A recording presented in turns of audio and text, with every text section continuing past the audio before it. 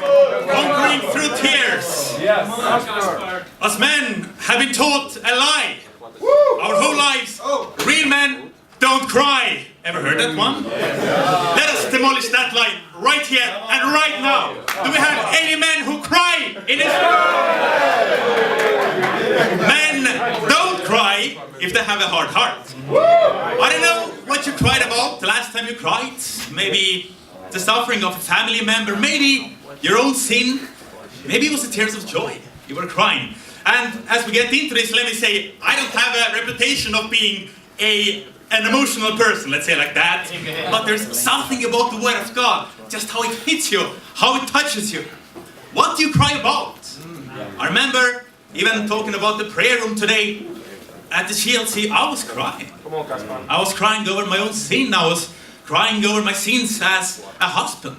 My failures. I was crying over the fall of the brothers. Just very different. Yomi, Iggy. My tears just started flowing. I remember here in London, Blaise Boomba, he was preaching about remembering your first love. And I just broke down because I'd forsaken my first love. Back in Riverside, my now wife and we were leading together, and we weren't a couple yet, but you know, I had been bossy, I had been inconsiderate, I had been harsh, you know, so we had set up a time. I wanted to apologize to her, but even before that, I stood and Psalm 51, I just started praying it, and I just broke down. I could only get through a few lines. You know, it is a human thing to cry, but what determines if we're gonna be spiritual is what the result of our tears is going to be. 2 Corinthians 7 verse 9, Paul writes, your sorrow led you to repentance. Way too often we cry tears of self-pity. Think of Elisha in 1 Kings 19. Poor me! I'm the only one left. Now they're trying to take my life also. They actually prayed to die. And God is just asking twice, what are you doing here? What are you doing here? Get up, go! Anoint some people. They're gonna kill some God's enemies, you know, do something useful. Joshua 7, same thing. What are you doing down on your face? There is sin in the camp. I won't be with you anymore until you repent. Come on. So self-pity stops us from doing God's will. Instead, tears should lead us to repentance. Let's take Hebrews 5, verse 7. Come on, bro.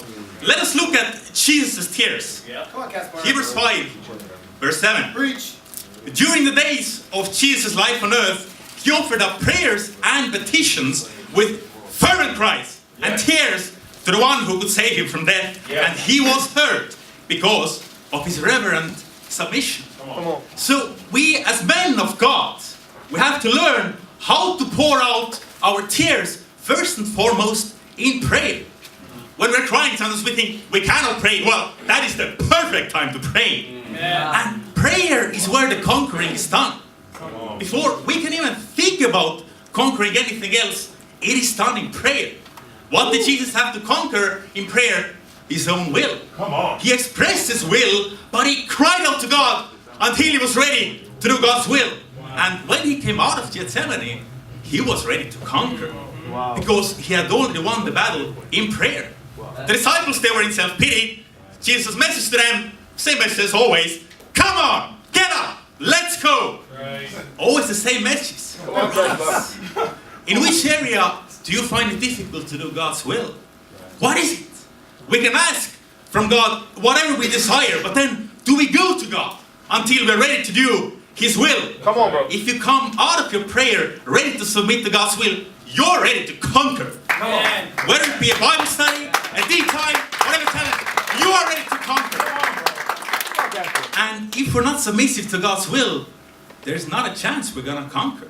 I failed there so many times. Being in LA, I was going after my dreams. I was wanting to be appointed, start dating, work for the church, stay there a long time, you know. But when things were not going my way, I got frustrated.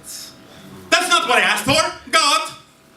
I believed what I was praying for, but essentially I was praying, let not your will, but my will be done. Come on, Kaspar. So as we do God's will, we have peace, we have joy, because it is Him we are serving. Right. So how much something makes you cry, that's how much you care about it. Why we don't cry with fervent cries and tears is because we just do not care.